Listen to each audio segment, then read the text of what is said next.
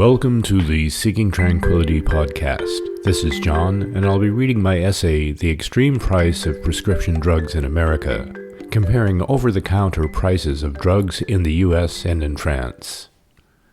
Living in France, I still regularly hear stories about Americans' experiences with healthcare, often focusing on the extraordinary cost of prescription drugs.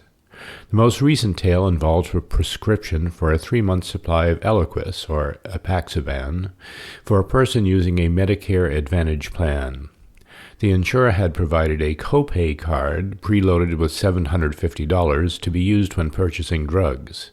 The Eliquis prescription turned out to cost $1,781, so paying for the prescription required $1,031 out of pocket. I then looked up the comparable over-the-counter cost for Eliquis at pharmacies in France for the same dosage. It was €176.85, or about 10% of the cost in the United States.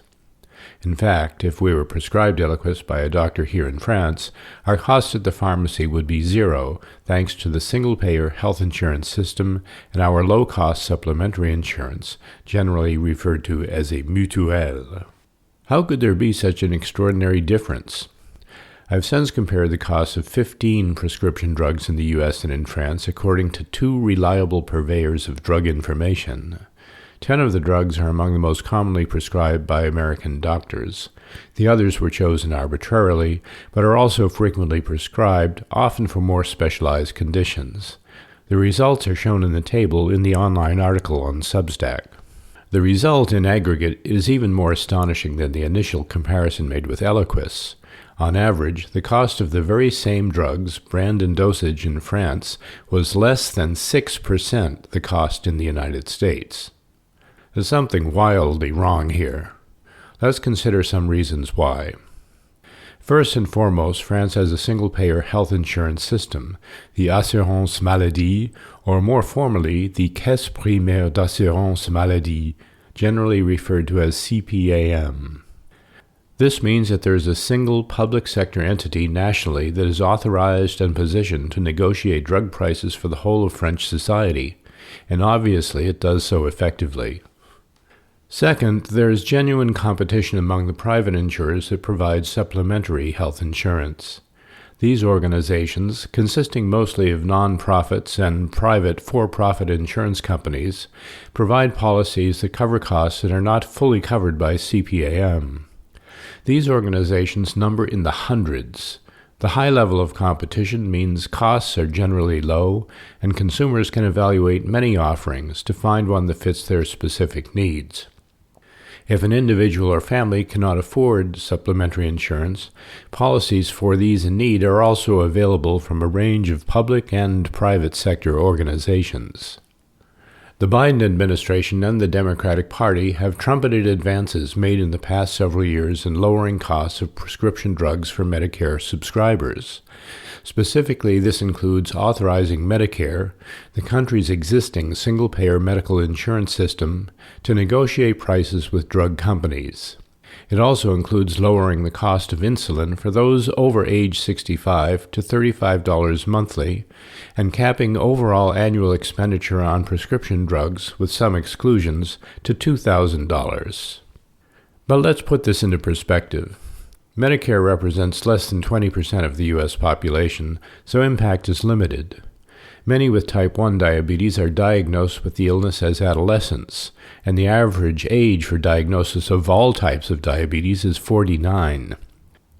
This means that some parts of the population are denied beneficial costs for insulin reserved for seniors for 15 to 50 years, while suffering from both the disease and the costs of treatment. As a result, some will perish before qualifying for Medicare, and many others will suffer financial hardship. Also consider that many Americans over the age of 65 and living in retirement depend exclusively for income on Social Security. The average individual Social Security payment as of January 2025 is $1,976 before taxes. So the cap on drug payments of $2,000 annually will, for many, consume an entire month's pre-tax income or more. So the government's efforts to lower drug prices in the past 4 years on behalf of its over 65 population have been extremely modest. Why? It is because the government and its leadership, regardless of party, serve another powerful constituency: the private insurers who dominate the Medicare Part D marketplace and who also control the industry that performs medical coding, prescription benefits management, and the direct issuance of drugs to clients by their pharmacies. Indeed, a Federal Trade Commission report released on the 14th of January 2025 concludes that pharmacy benefit managers, or PBMs, are responsible for eye-watering increases in the cost of drugs for treatment of cancer, heart disease, HIV, and other illnesses.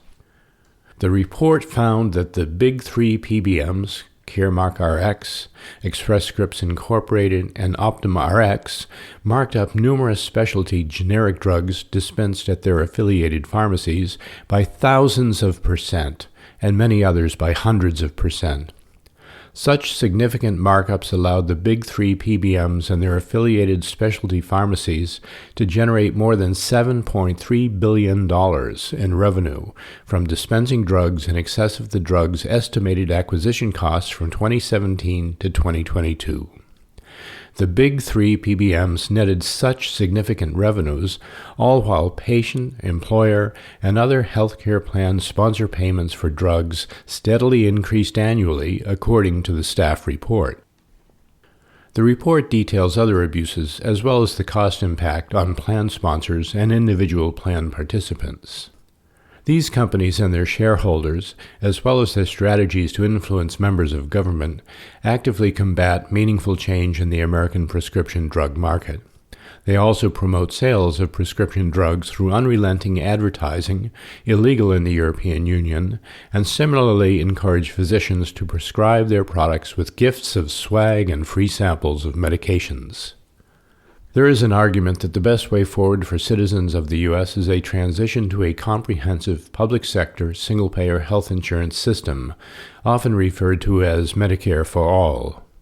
However, the current Medicare model falls short because its authorization to negotiate drug prices with manufacturers is limited, and because the drug payment benefits of Medicare Part D has largely been given over to the private sector, which, arguably, acts on behalf of shareholders primarily and for its customers secondarily. So it is not the optimal model to replicate in a comprehensive single-payer system.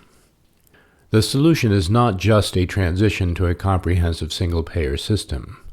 A thorough regulatory review that addresses the full range of abuses now rampant through the health insurance industry and among healthcare providers is badly needed. Unless these more holistic reforms are undertaken, a single-payer system could potentially perpetuate many of the economic and healthcare abuses that currently exist. Transitioning to a public sector single-payer system is not as trivial a transition as some maintain. This is because, for many corporations and entrepreneurs, the very notion of the government operating a social welfare system of any kind flies in the face of their concept of free enterprise and a lightly regulated marketplace. Resistance from private sector industrial stakeholders will be fierce. Doesn't have to be this way. Unfortunately, what's still missing is genuinely overwhelming public support for reform and the political will to get it done. Thanks for listening.